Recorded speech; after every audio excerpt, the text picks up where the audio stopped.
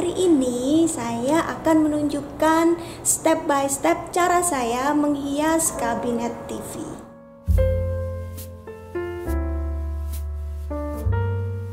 Ayu Patrick dan Matt. Hai, halo semuanya. Selamat datang di rumah baru kami di Kuala Lumpur, Malaysia.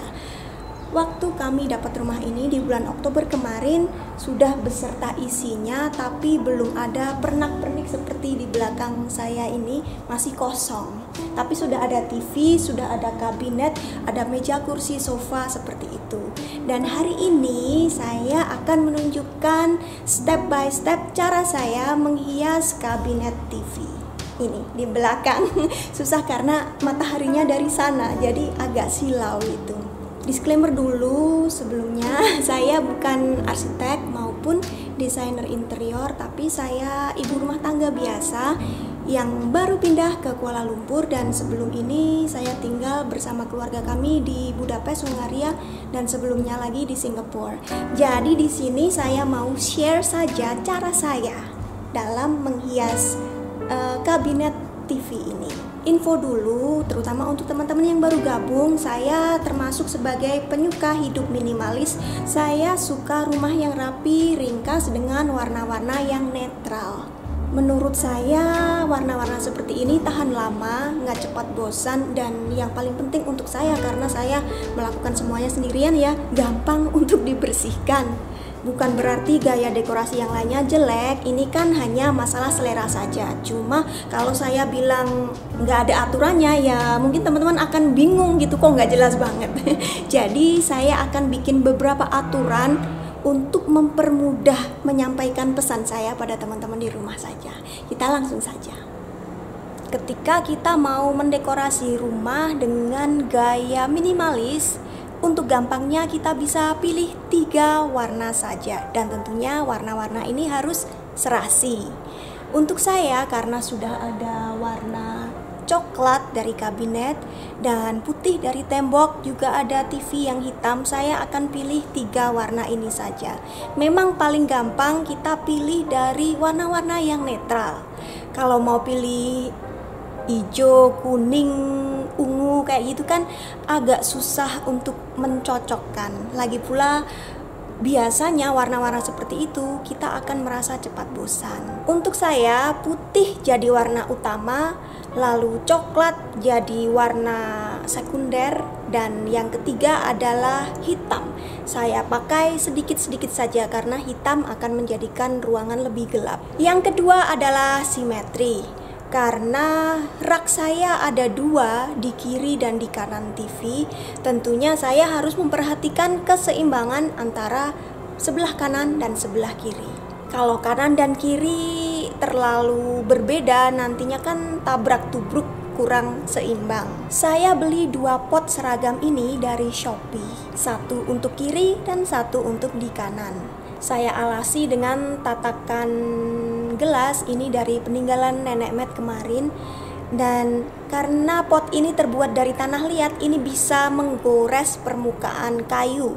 Jadinya kalau dilapisi seperti ini, permukaannya akan lebih aman, lebih awet. Pot yang satu saya tanami lidah mertua, pot yang kedua saya tanami succulent. Teman-teman bisa memilih tanaman yang lain asal diperhatikan ukuran tanamannya. Kalau cepat tumbuh besar, bisa-bisa nanti nggak muat di rak kita. Kalau kita terapkan simetri di semua rak TV saya ini, bisa juga sih, tapi hasilnya akan kelihatan monoton, semuanya sama. Sebenarnya ada satu aturan yang banyak digunakan oleh desainer, namanya the rules of odds, aturan ganjil.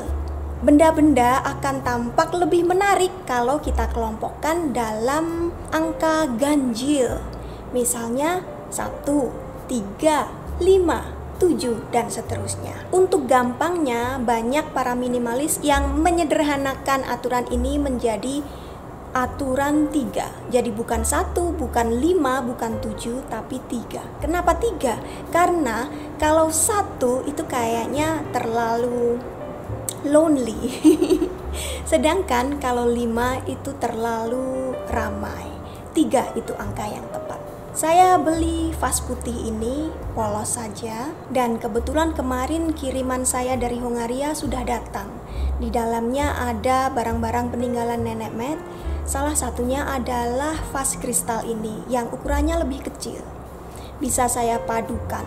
Nah, kalau 1-2 vas dijajarkan seperti ini, kesannya ada yang kurang. Tapi kalau saya tambahkan satu lagi dekor, yaitu pot mini succulent ini di tengah-tengah, ada 3 barang di sini dan kelihatannya jadi lebih serasi. Jangan lupa untuk setiap dekor yang kita pilih, kita sesuaikan dengan 3 warna yang tadi sudah kita tentukan.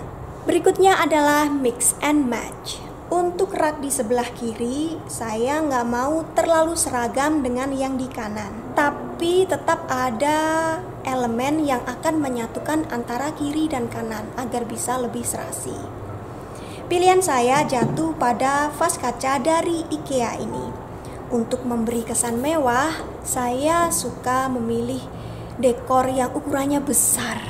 Tapi harus dikira-kira apakah muat dengan tempat kita, dengan rak kita, dengan kabinet kita atau enggak. Untuk orang minimalis, 1 dekor besar lebih baik daripada dekor banyak yang kecil-kecil, perintilan yang kecil-kecil begitu. Vas kaca ini kalau dibiarkan kosong begitu saja, kesian gitu. Jadi saya isi dengan pine cone. Teman-teman bisa mengisi vas dengan yang lainnya, batu kecil-kecil, kelereng, beras, kacang-kacangan yang tahan lama, yang awet gitu ya. Sebenarnya sudah menarik juga, tapi agar rak kanan dan kiri lebih serasi, saya masukkan 1 batang ranting kering ini. Warnanya coklat, ukurannya sama. 1 di kiri, 1 di kanan. Kedua sisi masih tetap serasi. Berikutnya adalah variasi aturan 3. Tadi saya sudah cerita tentang aturan 3 kan. Tapi dalam penerapannya tidak harus kita hitung setiap benda menjadi 1, 2, dan 3. Kadang-kadang benda tertentu bisa dikelompokkan dan baru kita hitung menjadi 1 barang. Bingung nggak sih teman-teman? Contohnya seperti ini. Saya mau terapkan aturan 3 pada rak yang satu ini. Saya punya 2 pot yang motifnya sama meskipun ukurannya beda. Barang yang ketiga adalah jam ini. Kalau kita pajang berjajar begini kok kayaknya kurang mantap ya. Untuk barang yang mirip bisa kita pasang bersebelahan. 1, 2. Sedangkan untuk jamnya agak kita pisahkan. Sudah 3 barang tapi tetap terasa ada yang aneh. Sepertinya jamnya terlalu kecil. Kita bisa menambahkan sesuatu untuk menambah tinggi jam. Misalnya, kita ganjal dengan buku yang tebal. Sebenarnya kan ada 4 barang, tapi buku dan jam ini kita hitung 1. Jadi 1, 2, 3. Aturan 3. Selanjutnya, menata buku. Salah satu barang yang sering kita pajang di kabinet TV adalah buku. Tapi untuk gaya minimalis kadang-kadang ini kurang sesuai karena buku kita banyak dan sampulnya berwarna macam-macam, ukurannya juga macam-macam. Ini masih bisa kita akali teman-teman. Ada baiknya buku-buku itu disampul dengan warna yang sudah kita pilih tadi. Tidak harus sama sampulnya, tapi bisa senada. Ini buku-buku saya. Disclaimer dulu, buku ini adalah buku palsu, nggak bisa dibaca. Fungsinya untuk dekor saja karena saya belum punya buku. Saya pajang buku-buku ini dihitung sebagai 1 kesatuan. Teman-teman bisa pajang sesuai selera, kombinasikan warnanya agar menarik. Lalu barang yang kedua adalah vas. Ini juga berfungsi untuk mengganjal buku saya agar nggak jatuh. Lalu barang yang ketiga adalah kristal kecil. Tapi beneran kecil banget. Saya punya tatakan gelas ini berwarna marmer hitam. Saya gunakan untuk mengganjal kristal. Nah, sekarang jadi kelihatan lebih menarik. Ini dihitung juga sebagai 1 kesatuan. Kemudian saya punya sisa bunga kering, saya masukkan ke dalam vas ini. Ini tetap saya hitung sebagai 1 kesatuan dengan vas. Total ada 1, 2, 3 barang. TV saya ini sebenarnya bukan smart TV, masih terlalu tua. Jadi kalau bukan Smart TV apa namanya? Dumb TV. Waktu pindah ke sini saya belum bisa nonton YouTube, belum bisa nonton Netflix. Untungnya Ayah Matt bisa membeli sesuatu dari Shopee. Mungkin di toko online lainnya ada juga, cuma karena saya terbiasa pakai Shopee di sini jadi saya sebutkan saja. Xiaomi TV Stick. Ini bisa mengubah TV biasa menjadi Smart TV. Di belakang TV kan ada kabelnya ya. Nah, itu tinggal dicolokkan, kita nyalakan. Sekarang kita bisa nonton YouTube, nonton Netflix dari sini. Menyembunyikan kabel. Salah satu kunci rumah minimalis adalah tidak terlihatnya kabel-kabel di dalam rumah kita. Bukan berarti nggak punya, cuma disembunyikan. Kalau ini rumah kami sendiri, pastinya kabel-kabel ini akan kami pasang di belakang kabinet. Atau kalau nggak gitu, saya pasang cover. Tapi karena ini rumah kontrakan, kami nggak mau merusak rumah orang, mengebor rumah orang. Memangnya Inul ngebor. Solusi sementara adalah saya beli keranjang yang besar. Kita bisa gunakan keranjang ini untuk menyimpan barang-barang kita yang kecil-kecil. Kemudian kita letakkan di depan kabel. Di bawah ini ada lubang. Dulunya ini untuk kalau TV kabel perlu ya ditaruh set-top box. Kemudian ada DVD player kayak gitu-gitu, itu dimasukkan sini. Sekarang kan kita nggak perlu lagi barang-barang seperti itu. Tapi kabelnya masih ada dan nggak mungkin saya buang. Ini rumah orang. Saya ukur dulu lubang ini berapa panjang, lebar, dan tingginya. Lalu saya cari kotak yang sesuai. Tinggal saya tata di dalam sini dan sudah. Kuncinya pilih keranjang atau kotak yang ukurannya sama dan seragam.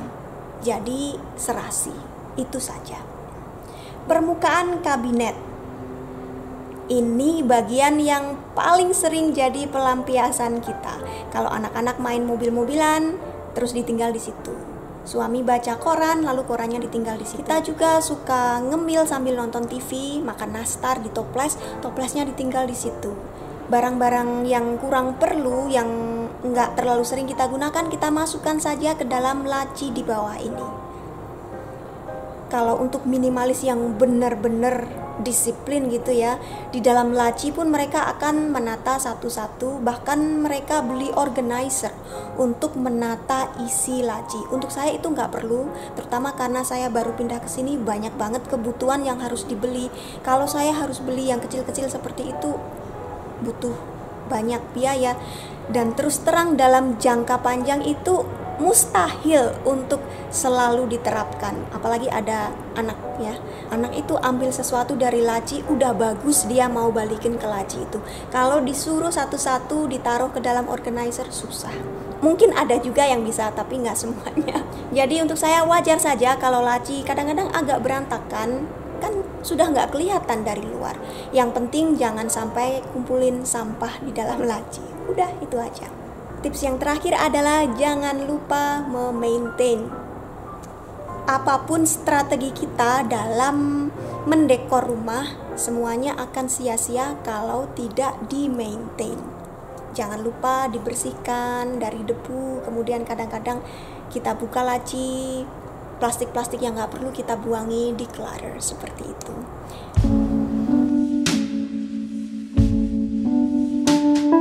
Jadi segitu saja video kita kali ini. Semoga bermanfaat, semoga teman-teman suka. Terima kasih sudah menonton.